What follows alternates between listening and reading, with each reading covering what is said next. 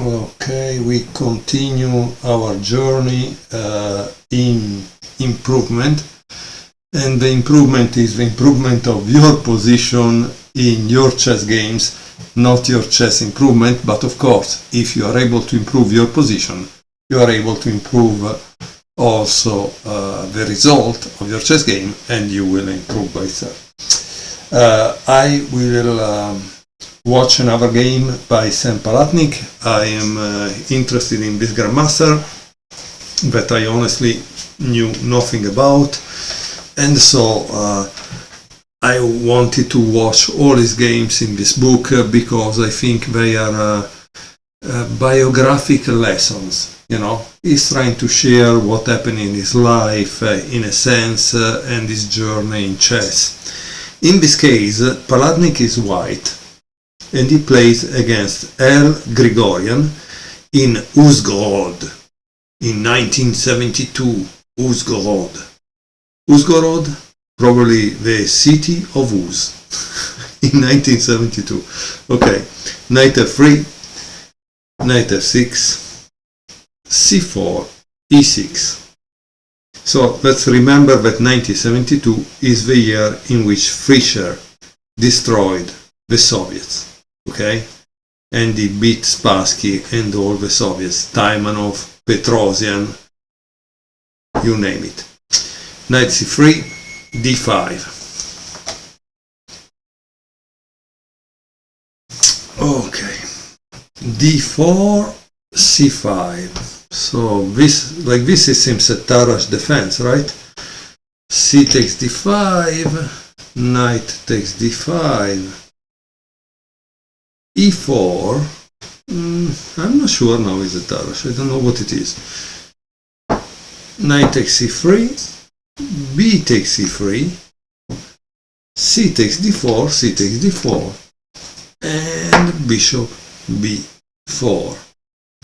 Bishop d2, bishop takes d2, queen takes d2, castle. And now a very interesting move. Where would you develop this one, right? It seems he developed in here. But it's kind of biting granite, like Nintsovich would say, right?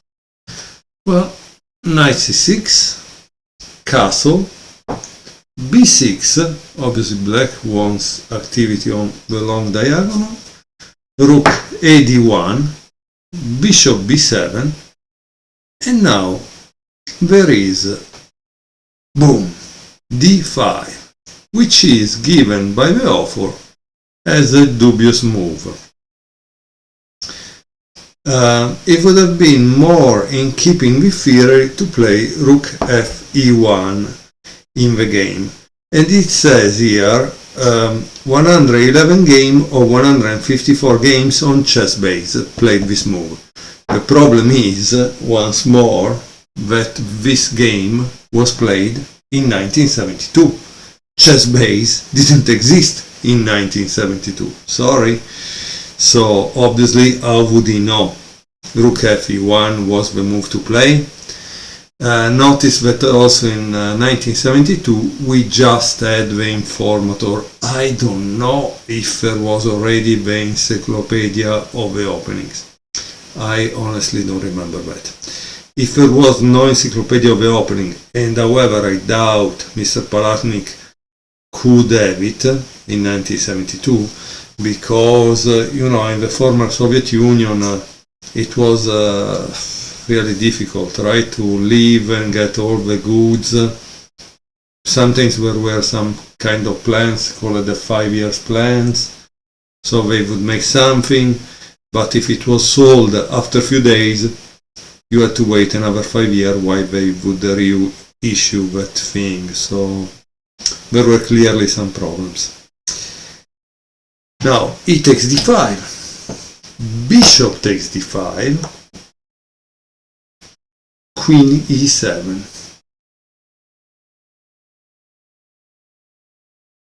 rook fe1, rook a d8. Maybe this would have been an improvement in comparison to rook a c8. But it did not change the overall character of the position. So what is the overall character of the position, right? In this position we have a queenside majority, where black can create or should create a pass pawn, while white has a king side majority. And yet it's not telling us what we want to achieve from this position. Let's see. Queen f4, obviously, good idea to remove the queen from this file, and a5 is knight a5 is bad, is a bad move. Black knight has been moved to the side from the white bishop, demonstrative strength on d5. Maybe it would have been worthy to try knight b4 with an exemplary variation. Bishop takes b7, queen takes b7, knight d4, rook takes d4, rook takes d4, and knight c2 with equality, because this knight is forking these two rooks, right? Well, but he played knight a5. So white continue with h4. An interesting move for a couple of reasons. It obviously starts a kind of attack on the king side. It gives a point where to stay for the knight f3, and most of all it gives a way to escape for this king, right, in case things go bad. Bishop takes d5, e takes d5, and this is interesting because now we do have an isolated queen pawn, queen f3, queen c7. As you can see, white is trying to give this up to have a pass pawn, right? And we saw in another book, which is this one, that if this becomes a pass pawn, it's really dangerous, right? Okay, so let's see what happened. Queen takes a2 and d6. Queen f4 is trying to control the square in front of a pass pawn, but it's a little too late. Boom, d7. This pawn has already justified hopes associated with it. The single camel has reached the main gate's fort, which lead to a bazaar. The horse from the same caravan should reach those gates soon enough as well. Boom. Knight b3, knight e5. So he wants to play this, huh? Knight d4.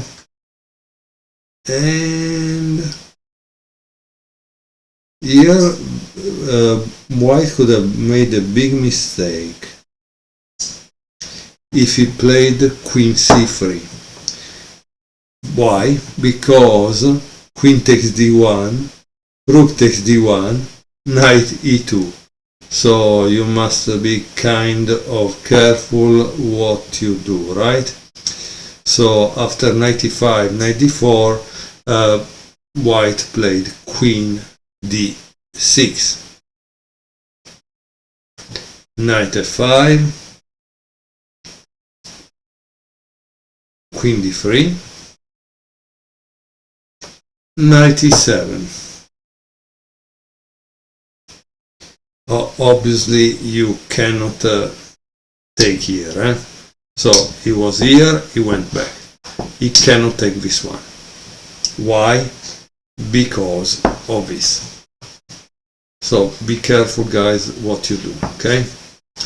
It's knight e7, the move. Okay, so we saw why the knight went there instead of here, but white continues with rook e4. Okay, and now there is queen a2. Here there is a diagram, and the author writes, here we can divert our attention to the fact that by appearing on the 7th rank, the white pawn, so 7th rank is this one, the white pawn, as predicted, has depreciated the value of the black rook. Okay. The white rooks, on the other hand, have so much control over the board that the black queen is forced to find a 5th corner. So let's see. For example, so here it says, what if this move, queen a5, right, instead of queen a2?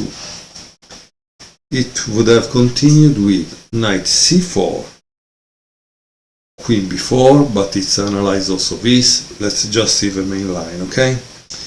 Queen b4, knight d6,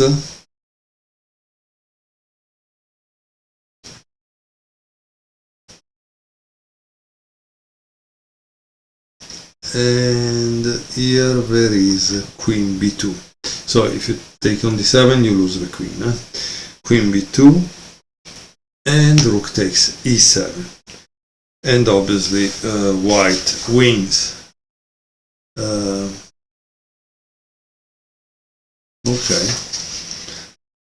They also put a diagram also in the other line they analyze. I'm sorry, I'm not giving you all the lines because I think it's fair to give to Caesar what is of Caesar. I love to watch the games by Palatnik, but I want the guys watching these videos eventually to buy his book, because this guy, if he's alive, he surely needs to put bread on his table. So let me go back to the position.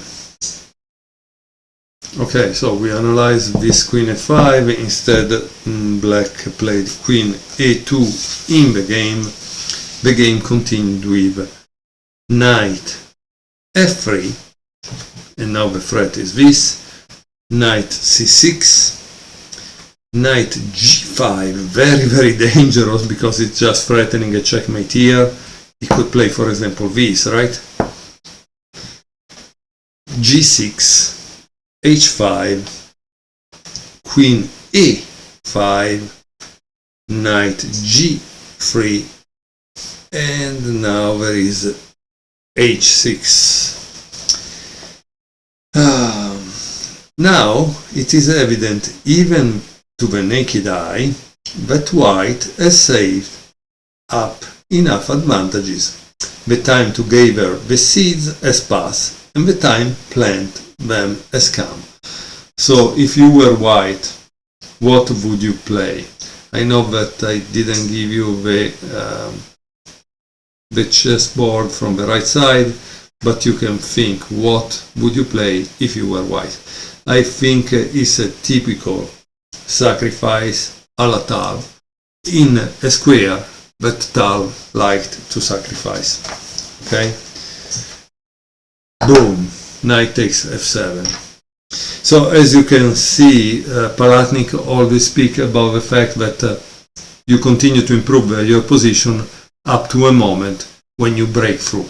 And this is the breakthrough moment. Queen takes h5. And now there is an even more powerful move than just taking the rook right away. It's rook d5. Can you imagine? Look, I think this position is teaching you one thing: the difference in power and activity of the pieces. Look at these pieces, how powerful they are. Look these pieces, how passive they are. So that's the amazing example lesson that we can get from this, right? g5, knight take h6,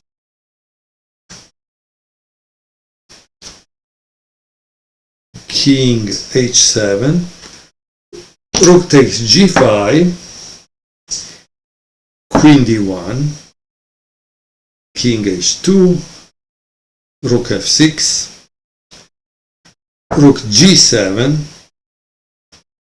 king takes h6, and I think you can find the next move by yourself, right? What is the next move? It's Mr. Checkmate time. Mr. Checkmate tell you queen g5, checkmate. So, an amazing game that once more has taught us a lot about the pass pawn that became pass pawn from the isolated queen pawn. Honestly, from these examples, it seems the isolated queen pawn is kind of powerful and difficult to deal with. I hope maybe this book will show me how to stop the isolated queen pawn, because at the moment I only see games in which the IQP makes the owner win the game. I hope you enjoyed the game. See you next time.